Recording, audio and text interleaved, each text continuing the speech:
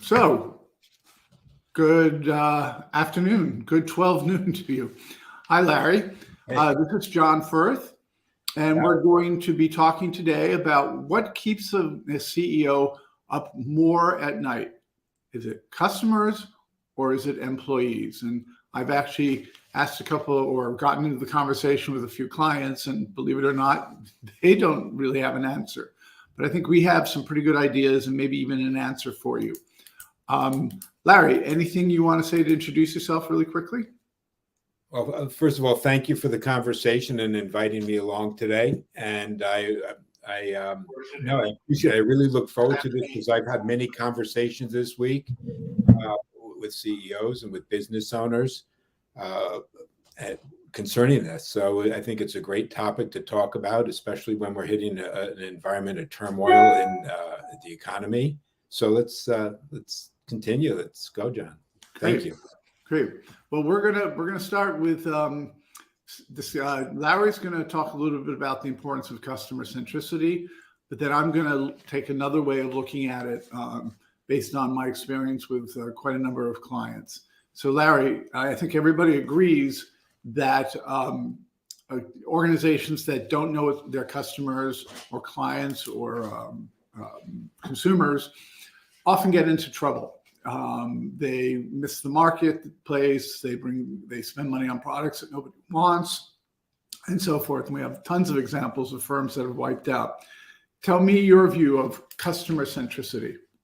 So, every business needs to be every business needs to be involved with their employees and keep their employees happy and get that engagement going. To work on the vision, to work on the spirit of the company. But at the end of the day, we have to worry about our customers and where our customers are. Customers will help us through a lot.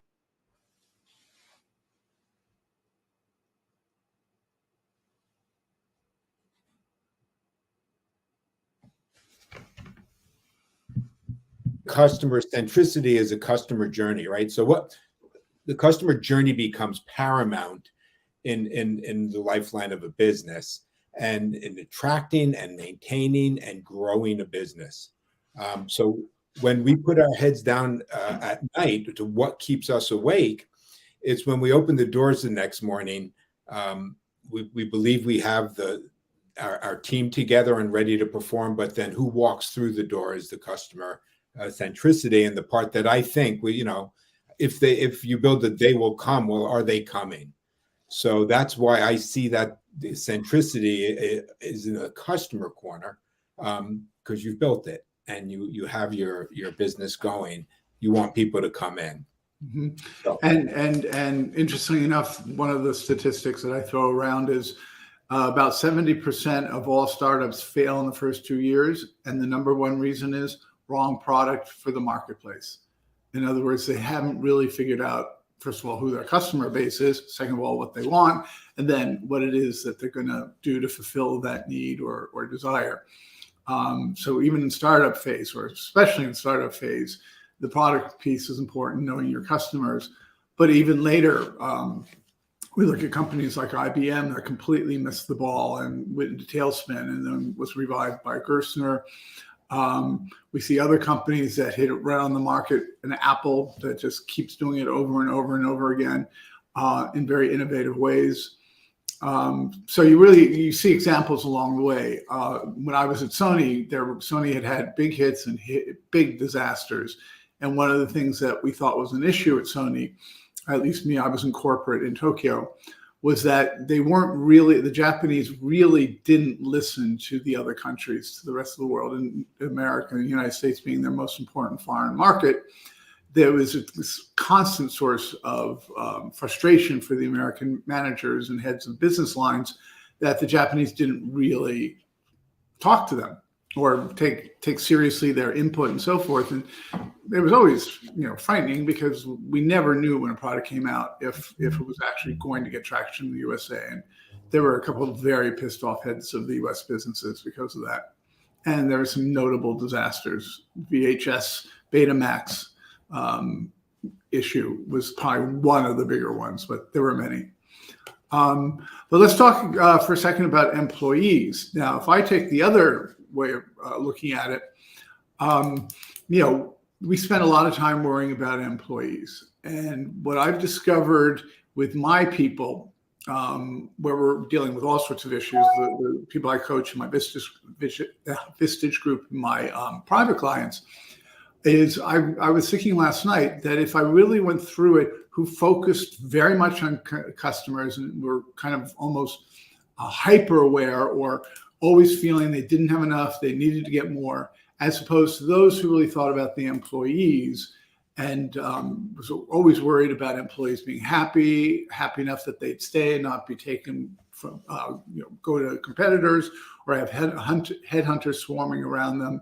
I found those that worried more about their employees actually did better.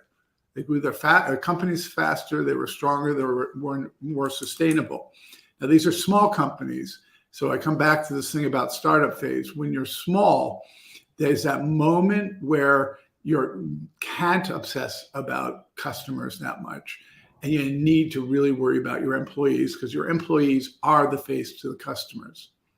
But that's just in my experience. What about you? What have you seen? So there's an interesting dichotomy. So a lot of times you have business owners who, and it really depends on the DNA and the culture that the business owner is going to throw into their business, right? So if the DNA develops the employees, then that's not going to keep them up at night, right? So if they focus on their employees and they get their employees in line and they get them enrolled in everything and they get them engaged, there's less of a chance that they're going to leave you. And there's a better chance that they're on your mission, they're aligned with what you're doing, and you're going to be able to go forward. So that's why I shift towards like, well, there's the whole customer journey, but I'm going to go back to the employees. So when I do have some business owners who are don't have the DNA of engagement with their team,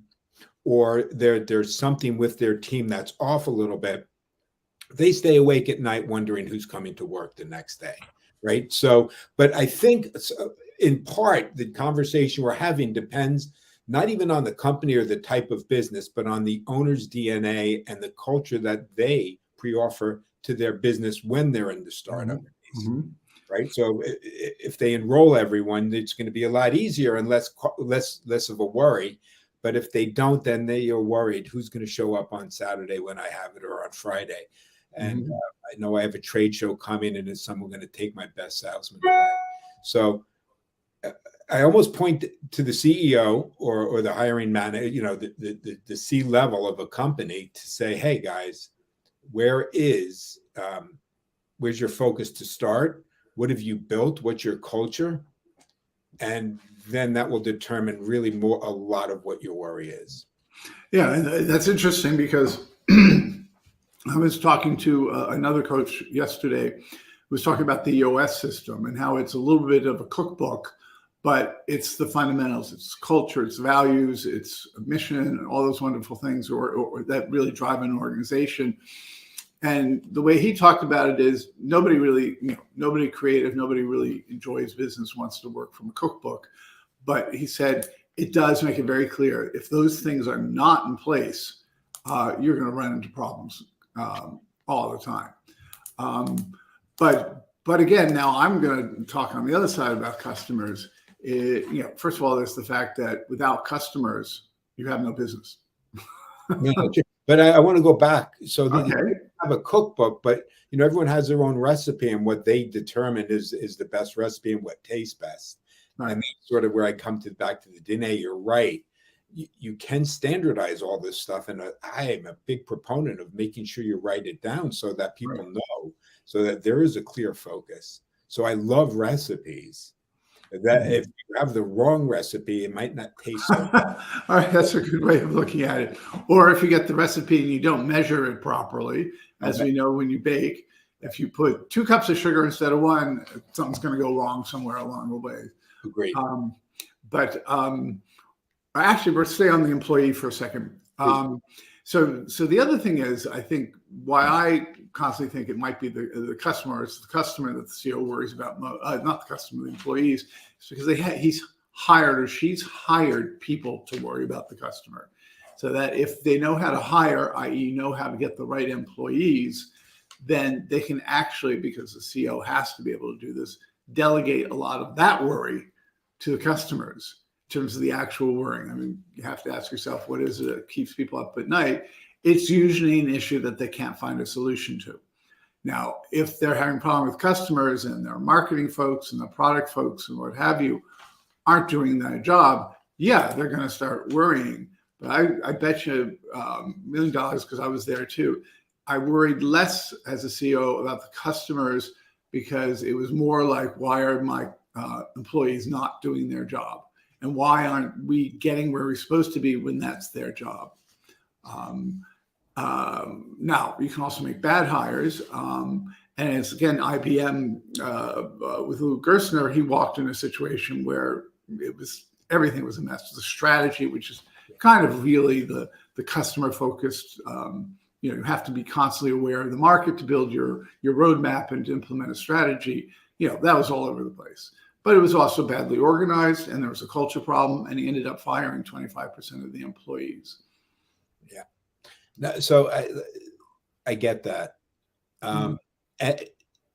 What I found, because I've worked mostly in businesses under 60 or 70 million dollars. Mm-hmm. So the founder, the CEO have commonly been the one with the pixie dust that knows how to bring the customers in and then hires people behind them. So delegating the customer relationship to the hired help, if you will, to your team member. Right. You're right. If you don't do it wisely, you're in a bad way. But usually those entrepreneurs have their finger on the pulse of the customer more than they have the finger on the pulse of their employee, because they feel that they could be the employee on some level. If they needed to step in and call the C-level exec of their customers and to get involved and to get deep in. So yeah, I mean, I guess I'm talking out of both sides of my mouth, but that's why I focus on the customers. The employees they hire, even if they make a bad hire, that usually the C-level suite can go in and help, right? Or make some changes. Actually, that's a really interesting point in terms of, it always comes back to who keeps the CEO up most. Yeah. If a CEO, a friend of mine said, because I think all of us go through a phase where we can't fire without like lots of holding on and nervous making, especially as entrepreneurs who have to fire their best friends, which happens quite a lot. A headhunter friend of mine said the key to the country club of CEOs is being able to fire. So if your CEO understands the equation of hiring right, training properly, and then separating when necessary, plus the retention part, they shouldn't have to worry about it so much. And I think you're also right that there are a lot of charismatic leaders, for lack of a better word, entrepreneurs, who just know what to say to customers, and customers flock to them and so forth. And they're usually the ones that you have to spend a lot of time with on the people stuff. Right? They just don't seem to be able to get that people are not product, that they have to be treated like people. Those people spend a lot of time worrying about the customer. But as I said, my experience has been, if they don't get ahead of sales or however they're going to structure it quickly, that means within a few months of starting to work with me, it's just, I wouldn't say vicious circle downward, but it doesn't go well. The CEOs have to be able to hire the people that he can delegate all his relationships to, and then understand when he's supposed to show up. And that's not easy. I don't know what your experience has been. No, that's not easy. It's not easy, but you're also talking, the avatar CEO that you just described doesn't have his eye on his employees. I know that's one of the problems. Yeah. And that's why he doesn't go to, that's why it doesn't keep him up at night, right? Because it's like no harm, no foul. He doesn't know the what's behind him in the wake. And I do have clients like that who don't realize that behind them there's a wake of destruction, of not happy people. There's a high turnover. There's lack of dedication. But they're looking ahead and they're focused so customer centric. Right. They should be thinking more about their clients and their customers. And that's an important transition. And I actually have the opposite experience. Is though most of the people I work with, it's so glaringly obvious to them that they've made some huge mistakes in their people. I had one client who was showing up on Glassdoor. He was getting devastated, ripped apart by former employees on Glassdoor, and he was very upset. But he was very product focused and very customer focused. And he really dug in. He knew there was a problem. And I was able to help him so that he began to understand, again, look at employees like human beings and not as something that you throw at a client. In his case, it was a service business. And that was his major turning point. When he got that, the business just took off. And but he always had a good head of sales. But boy, did he wrestle with it. I don't know if I have a client, if I've ever had a client who, the only time I think that they get caught surprised and they should have worried about it is when customers steal money. And that's happened a number of times to clients that they were blissfully unaware, but that was less of an employee issue and more of a structural control, financial controls. But that actually kept them up at night a lot too. Well, I mean, but then it is an employee issue because it's not the control stealing the money. Yeah.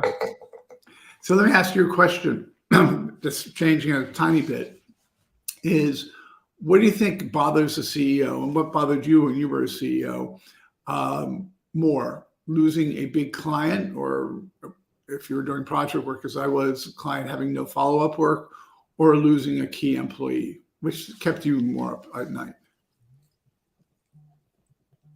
Oh, wow. I don't know. That's it. That's a really great question. I think there was some key employees that would have, that if I lost them would have devastated me. Obviously, there's a lot of people out there and there are a lot of customers out there, but the phase of business, you go through phases where you don't have challenges with your client base, but you have fulfillment challenges.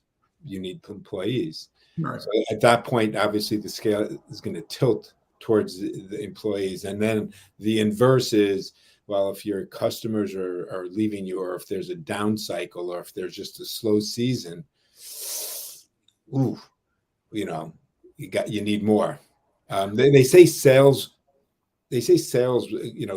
fixes a lot of mistakes. So I think customers will be my final answer, if you will, because sales does fix it. Sales will allow you to hire your next hire, even pay more if you need to. If you don't have sales, the blood is gone. That's interesting, because I think where we're trending is that there's certain cycles where customers are more important, employees are more important.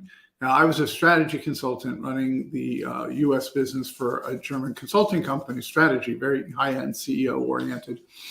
That business gets devastated every time a recession comes. I always said we were the canary in the mine shaft. We were the first ones who felt the recession was coming.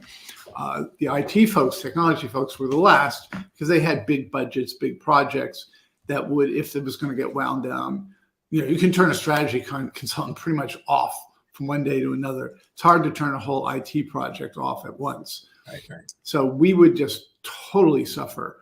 And COVID, for me at least, my coaching business was not easy.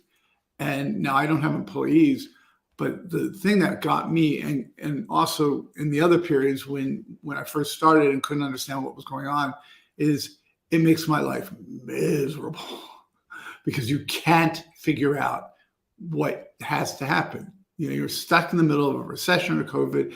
I mean, throwing crap against the wall, seeing it would stick. you're second guessing yourself. And I think in those cases, yeah, I became obsessive about what the hell am I going to do with my customers, the ones that I needed to have stay, and the ones that I had to let go because I just couldn't figure out how to keep them. Right. You know, and there are all sorts of McKinsey often would start doing free projects for the customers just to stay there. And at that point, you know, it's fairly easy, painful but easy, which is, you know, I've had to fire people. I've had to fire people who I had just hired because of a recession that came 2007, 2008. I had to rescind all the offers we had made to young associates because the business went like that. Right. So what kept you up then? What kept me up there was really, I think, you know, we're using this metaphorically, but when you are doing everything that worked beforehand and a lot of it isn't, and you're not getting the kind of feedback that allows you to think through it differently. Now, I worked at this German consulting company, and the head of it, Roland Berger, was a very smart man. And when we were about to hit a recession in the beginning of the 90s, he shifted a lot of what his company did, consulting, to restructuring. So he balanced the strategy consulting with restructuring and cost containment, all the things that companies, if they don't need, they at least think they need during a recession. So he diversified the portfolio. But he was obsessive about customers and not an awesome people manager, to be honest. He was an example of a man who was obsessed about customers day and night. That's all he talked about. And he was highly successful, and the company was very successful to a point. So, you know, in part, that's sort of why when we spoke pre going live, I said, I'll take the customer side because we are hitting a time of inflationary pressures, turmoil, if you will. Right. We have to assume, or I like to believe, that the business owner, the CEO, has their team on board and they're engaged. Over the past 2 years, they've been engaged. They are keeping engagement. They are having conversations. They're keeping them enrolled in their missions and what they're doing. They're sharing what their new visions are as COVID's shifted. Their visions have shifted and that they're in line. And then comes the customer, because not everyone's able to write. I spoke with the CEO right before this morning, and he said, you know, not everyone could raise prices. And I'm like, have you been to the grocery store? He says, well, that's different, which it is. But he says, they're getting pushback. A lot of businesses are getting pushback on the price increases, saying you just can't do that to me, right? There's enough going on intrinsically, especially with labor going up in price, that you just can't do that. So that's when you have to look and say, okay, so I paid for the labor. Now, how am I going to pay for the labor? Right. And that's where the customer centricity comes in. And even more so right now, it's very, very funky because, and it's not the first time it's funky, but we're in a talent shortage. Now we should probably talk about sectors because sectors have different issues. In the technology and consulting world where I live, or where I spend a lot of my time and most of my clients are in, there is a labor shortage of really good people. There's, you need really highly trained, highly motivated, hardworking people. And let's face it, there's a limited supply of that. And so for them, they're in the middle of the talent war right now. But you see this thing coming towards us. And now with the invasion of Ukraine and the stock market starting to tumble. And by the way, a lot of economists said we would face a recession in 2020 at the end of 2022. So that's 7 or 8 months away. And the stock market is always forward looking. I'm not really quite sure how some of these companies are going to fare. They might fare better because there'll be more talent on the street. But a lot of them weathered COVID and actually grew their customer bases. So it's I'm not entirely sure what these sectors are going to look like in terms of talent or worrying about the employees or worrying about customers. Because strangely enough, in COVID, they didn't. On the other hand, anybody who's doing anything live, restaurants, events, and so forth, were devastated in COVID. and they just had to, they got money from the government, thank God.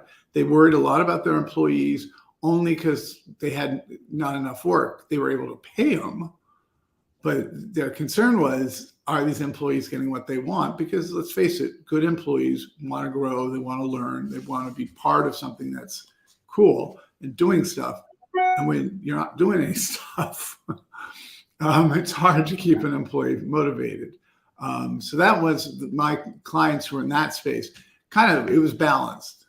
It was, it was like everything was crashing and burning on all sides. So they were worrying about everything. No, absolutely. And yeah, hospitality was massacred. Actually, it's and they're still licking their wounds. We also live in the Northeast, where we had stronger lockdowns, and we've had a lot. Our businesses in the Northeast corridor were a lot more affected by the past 2 years than some of the other businesses throughout the country. Florida opened up early, and some countries, some states out west, or not countries, some states out west did. So, it is geographical as well. And yeah, I don't know what, I don't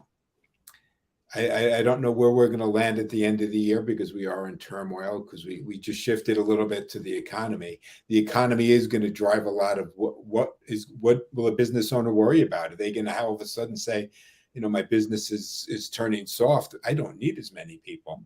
Right. And I doubt there's going to be emergency funds available for them this time around. Pandemic was literally, last one was exactly over 100 years ago, last pandemic.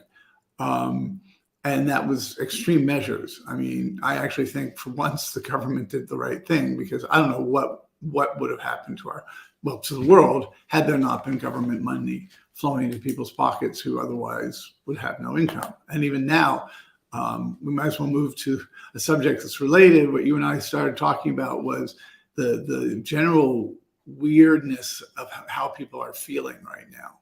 Yeah. I've had multiple conversations, less with my clients, but with friends or fellow coaches, like the gentleman yesterday, who's just kind of at a loss right now. Yeah. There are businesses that are they are at a loss. They're like, I have a supply chain. I don't know where my next shipment's coming. I don't know when my next shipment's coming. My customers are going to my competitors because my competitors might have the product. Their customers are coming to me because I might have the product. So instead of me having 100 products, I have 70. So I'm only getting a percentage of the business that I should be getting.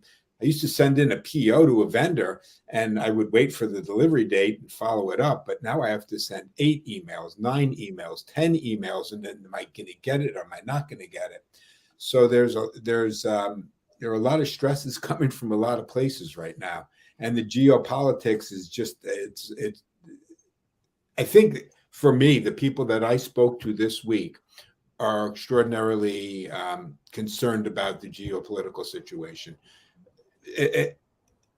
Globally, right? Yeah. So what happened in Canada, with all of a sudden the government taking these emergency measures for seemingly no reason, and then taking people's money and just grabbing their bank accounts, and no courts, no nothing, no due process, and they're just saying, yeah, we don't like who you donated money to, you're out of here, we're taking your money until we figure out if you're a good or bad person, is a freak out. It's a total freak out. A total freak out. So when I spoke with another CEO this morning in our conversation from FinTech, and we were discussing this, it was like the thing when I did business globally was that I always wondered, why was the U.S. such a great place to be able for businesses to thrive so well versus all the others? I was in Europe, I was in Far East, and the answer in the end became, because we have this thing called property rights. Rule of law, and those seem to be the determining factors of where people would park their money and invest their money. If all of a sudden we lose that simple principle, then there's challenges, and that's the uneasy feeling that people are getting now. It's like, well, I don't know what's going to happen. Well, do you think there's a chance of us losing some of those property rights, or? Oh, there's no. It's already started. I have a. Sadly, yes. We have a half sentient president who doesn't really know. He doesn't put sentences together well. He's not really on top of it. And what's happening and who he's bringing into the government are guys who are basically not for the rule of law and free speech. And like, there's a lot going on. And it really affects the business over. It affects the CEO. It creates an instability where there used to be stability. If life wasn't tough enough with the pandemic, if life wasn't tough enough with the inflation from the pandemic, now we're left with people who want to shift the political the politics and how we live every day. And we are a representative democracy with property rights and the rule of law. And when we lose that, businesses get scared, investors get scared, and it is not good. Yeah, well, look what happened in Russia and China. Now, both of them have come back really strong, but it's because they loosened the reins and allowed property ownership, allowed entrepreneurial activities, private ownership. Otherwise, 20 years ago, well, we know what happened 25 years ago. The whole thing just crashed and burned, although there were a lot of reasons for it. But in the wake of that crash and burn, they loosened the restriction or the hold that the state had on anything economic that was going on. And that's what turned them into the powerhouses they are now. I mean, who would have thought that we'd have Russia and China coming together as a global force against the rest of us? So China doesn't have property rights. Yeah, well, it allows a lot of entrepreneurial activities. Yeah. And I do believe with that, they get certain ownership rights. No, they 99-year leases is the best you can do. Oh, okay. Well, that's always been, I mean, Hong Kong was a 99-year lease. They're not getting that much. And it's a little more, it's challenging. You still have local governments that strong arm you in, or you have the local party that wants their share, and you have tax collectors collecting above and beyond the tax rate. So, that hopefully is not where we'll be. I think just the thought of the instability of what's happened is the concern that I've been feeling this week. That was a big deal what happened in China. It's basically, in Canada. It's basically tyranny. And for one person to be able to say, I don't like that ideology, and therefore anyone who believes that is going to be financially punished, and we're going to take their property and treasure from them is a concern. It's pretty horrific if you think about it. I mean, can you imagine that happening in the United States? I mean, in small doses, it does. There's this fine line between criminals. And I'm watching the show Billions. It's interesting because we're now talking about the other things that keep CEOs up. This is really what's keeping them up. Yeah, and it really is interesting. I'm going back to my days and also thinking about my clients. It's interesting because small businesses have more of a problem, I think, digesting global events and what it means for them, as opposed to the CEO of Sony, who I work for, or the CEO of Deutsche Bank, or so forth. That's like all they worry about. It's like they've delegated the worrying about employees. They've worried about the delegating of customers. But what are they left with? Worrying about what's going to clobber the economy and how are they going to fare. So it's almost like this whole question of what keeps you up at night as a CEO is also the size of the organization. Yeah. And they also have less ability to make change happen, because it's so complex. That's correct. And that's why so many consultants get hired to do change management. Whereas if you're a small business owner or CEO of 100 employees, it's much faster to make some changes. You just have to be sure you're making the right changes. What else can you think about that CEOs, what keeps CEOs up at night? Well, so we touched on, I think the social issues that we're dealing with, right? And how to react to the social issues, and does the CEO get involved, and do they worry about an activist board member coming in? Carl Icahn just came in, and why am I drawing a blank? and he was pushing his agenda. I forgot. Oh God, yeah, I can't remember what the situation was, but yeah. But right there, he's basically saying, I want to put people on the board because I want to shift the mission of your company. And for the life of me, I can't understand why social issues are invading the boardroom. I understand social responsibility, which is without a doubt, but we're talking activism. So social responsibility, I want to just be clear. Social responsibility is one thing, and then activism is the other. And things that have happened even with Joe Rogan and Spotify is like all of a sudden the CEOs wait a minute, I just gave this guy $200 million. He brings me 11 million listeners a day. And what did he say? Why am I responsible for his content? Right. So they're not publishers. They're vehicles. They're TV. Yeah, they're distribution vehicles, if you will. And why? And wait a minute, I invested $200 million in this. And it's actually good for everyone's job over here. You employees that are complaining, or you board members. I mean, that's keeping people up at night. Where are you going to get hit from next? And why are you getting hit from them next? Yeah, competition or disruptive competition certainly keeps a lot of, CEOs, again, of bigger businesses. It's hard for me. I mean, Amazon certainly disrupted and put tons of small booksellers out of business, and big ones too.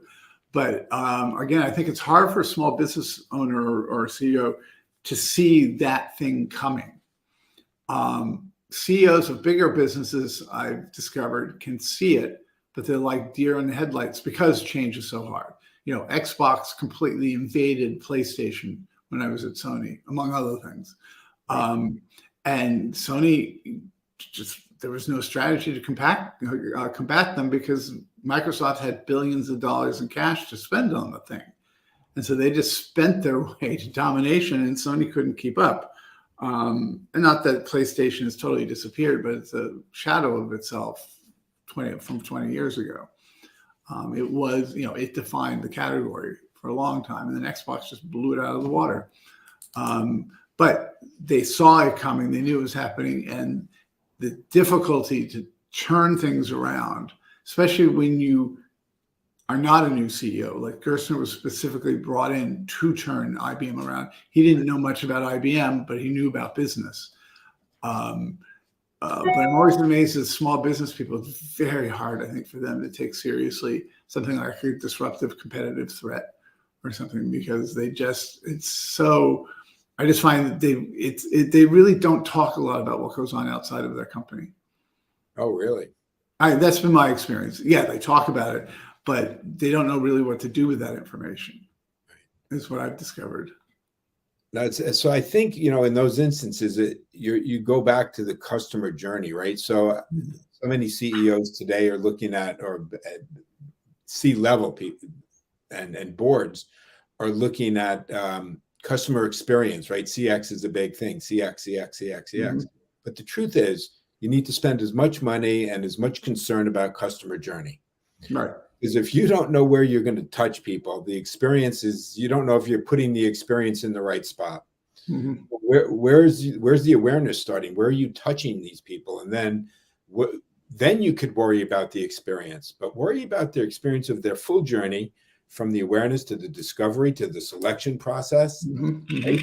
To the decision process, to the experience they have in fulfillment, and then to the aftercare. So, you have to follow up with your customers. You want that customer a second time, right? Where's the easiest customer is to expand what you own and to build upon what you've had.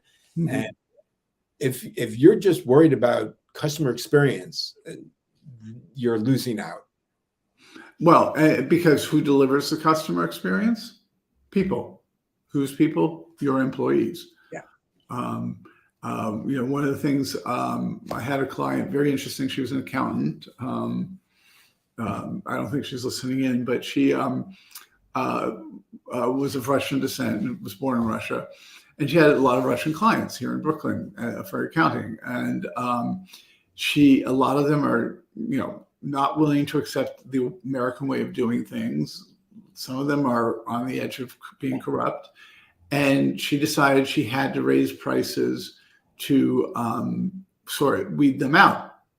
Well, guess what? She kept rising her prices and they stayed. So great problem to have. But the real problem she had was she had terrible employees. Just she would take the bottom of the barrel. She had an awful looking space for something like an account. I mean, it looked like a warehouse. And so working with her, she bought a building that she then renovated. It was nice.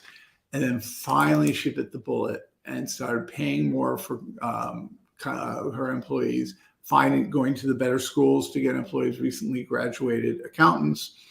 And suddenly her worries were all taken, because she was a worrier.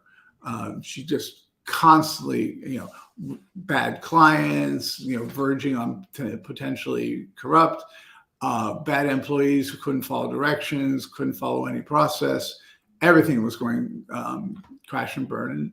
And she solved it. And now she's moved to Miami. Her business is still in New York. And she's kind of like on call, but she's not like that deeply involved. And she's making a lot of money.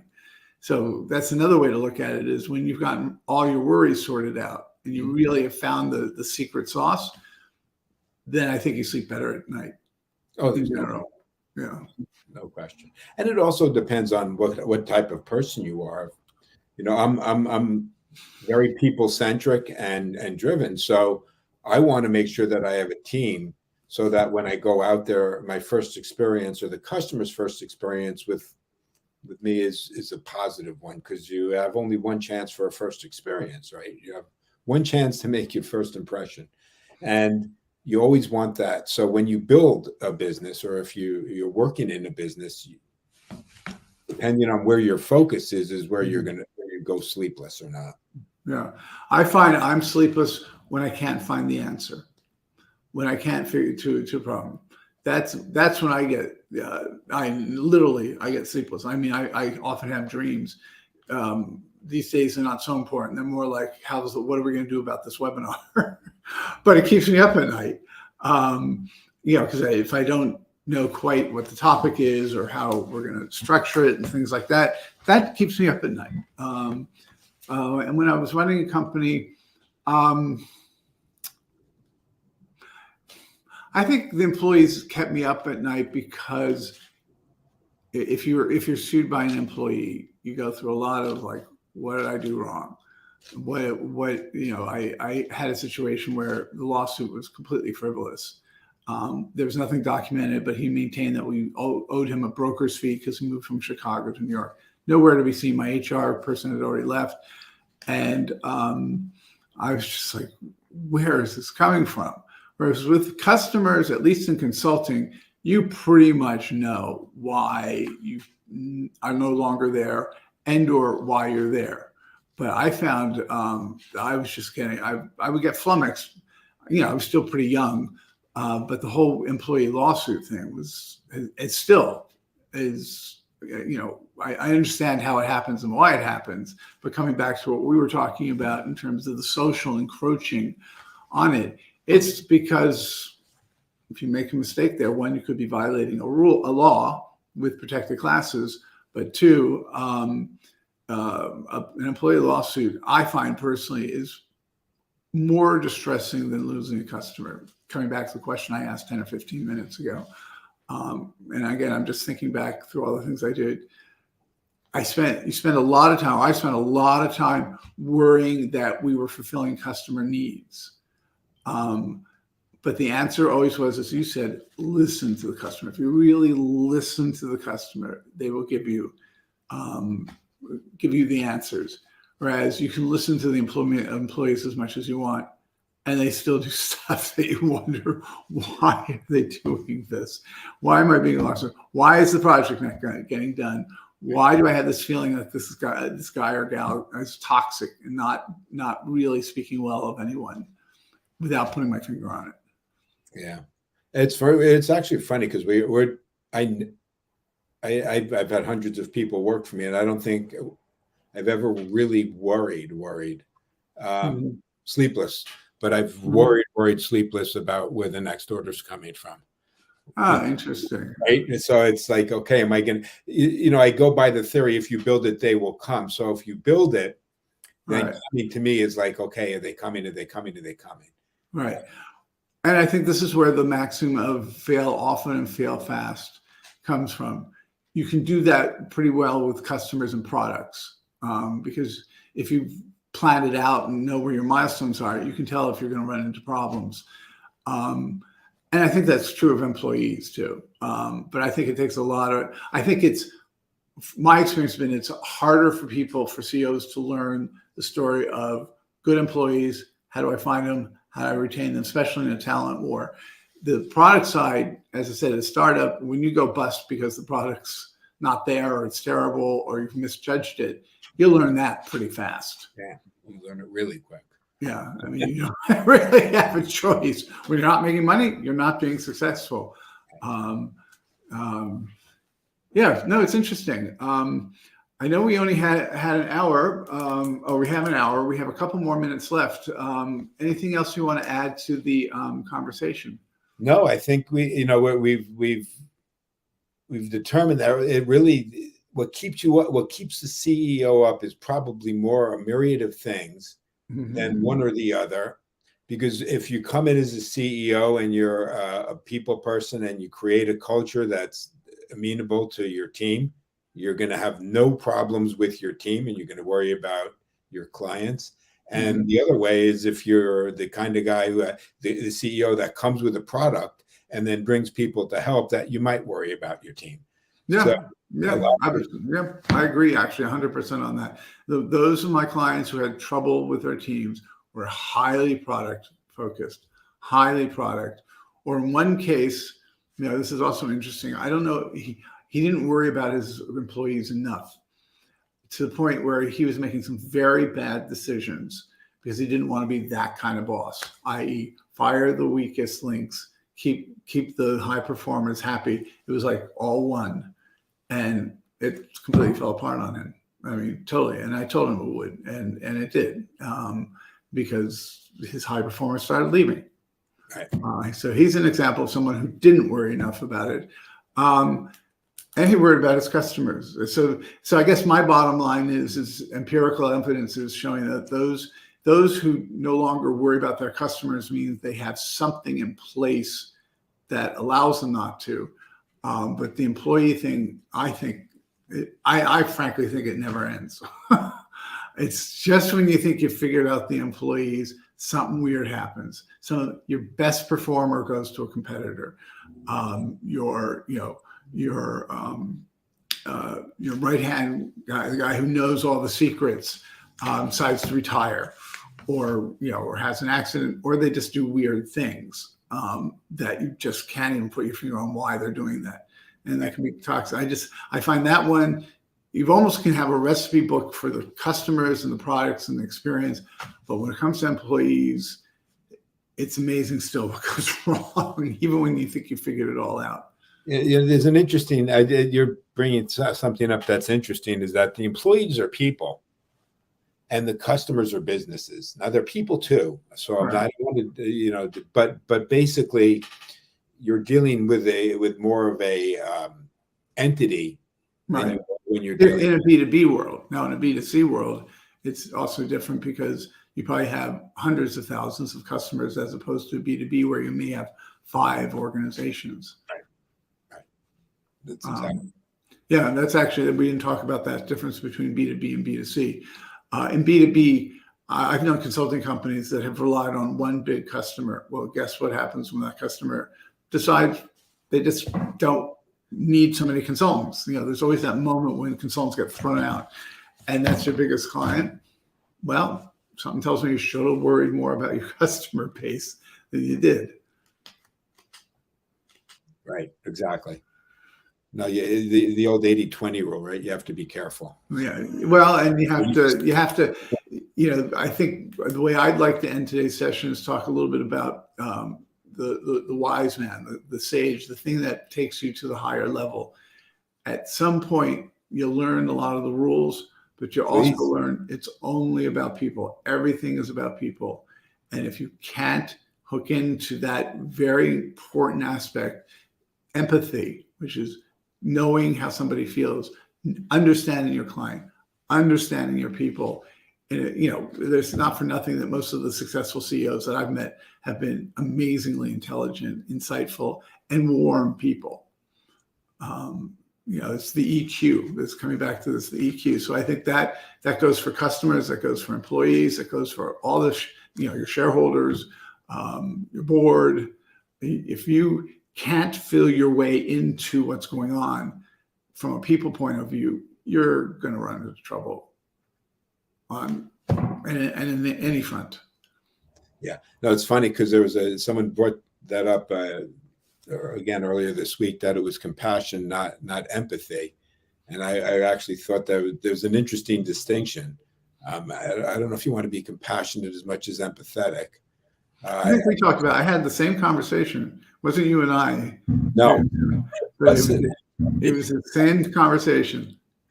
But it's the empathy is super hyper important. I guess compassion is within empathy, but compassion alone, I don't think is a two-way street. It also can be, the path to hell is paved with good intentions. Yeah. And in my worst days, I would say, sorry, we're a business, we're not a charity. My other thing is, I love one of my topics, one of these days, maybe we'll talk about it next time, is tolerance. We think the opposite of tolerance in the workplace is intolerant. No, that's not what it is. Tolerance means you let things slip. You don't really keep the discipline, the good habits. You let people get away with things. So the opposite is, well, there could be many opposites. In my world, it's carefrontation, that you actually always address an issue as fast as you see it. And they're usually always people issues. So there's, definitely a lot to be said for business gets skewered a lot in the media because we seem not compassionate.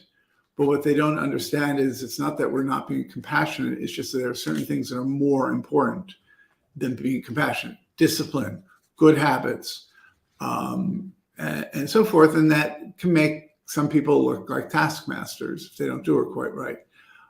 But empathy is your ability to understand how someone's feeling, not necessarily to give in to that or to show pity or compassion. No, you can show compassion and empathy. In necessary, but empathy itself, literally, the definition is to understand how someone's feeling, how you react to that person and what they're feeling. Yeah, in many cases, compassion is very important, but it can't be the overall way of handling situations. It's got to be, that's just the wise man. The wise man says, you got to look at what the truth is. Truth is that employee may not suit here. They've got all these issues. They're not fitting into the culture. Likewise, Accenture, I learned as Accenture, you can have really bad clients. And what do you do with bad clients? You get rid of them. If you're really smart, you get rid of the bad clients because it drags you down. No, you're only as good as your lowest, right? Or your worst component. Yeah, exactly. The weakest link. So in one phrase or one or two phrases, how would you summarize where we landed? We landed that it's sort of what keeps you up at night is what you're not best at. Mm-hmm. If you're best at people, then you don't worry about your employees. And if you're best at product or services, you don't worry about your customers, because that's the pixie dust is placed on one of the two sides of the equation. Mm-hmm. And what really keeps CEOs up at night more is the societies we're seeing it evolve today is probably the bigger answer. The pandemic, the war, the lack of the basic fundamental rights of humanity that we've been used to since the Magna Carta. Mm-hmm. So my answer would be, it depends on where you are in your development as a leader in the organization. As a startup, you're going to obsess about competitors, not competitors, but about your customers and the product. Absolutely, you're going to obsess. But you have got to learn quickly that, especially if you have success in the marketplace, you better start getting the right employees in. And because for that's for many people get the product side, CEOs or business owners who get the product side right up front, that becomes like a black box. So, and when they become good at, when they've now found a head of marketing, head of sales, and so forth, and can get the customer side under control, then they're going to worry about employees. And then when they've got the employee thing down with good HR people and good managers and so forth, that's when they have to start really worrying about all this exogenous factors. Yeah. So that would be my answer, is that it starts with the worrying about customers, middle is worry about employees, at the end, again, if you've really grown. Of course, I think Jeff Bezos never seems to worry about anything, but he's very involved on the world stage. So that's, I don't know if he worries, but that's what he's most involved in. So it's for you, it's fluid. You have a fluidity depending on your stage of business. Yeah, and your own development as a CEO and so forth. You can still, you can have a company that's 15 years old and still be acting like a startup.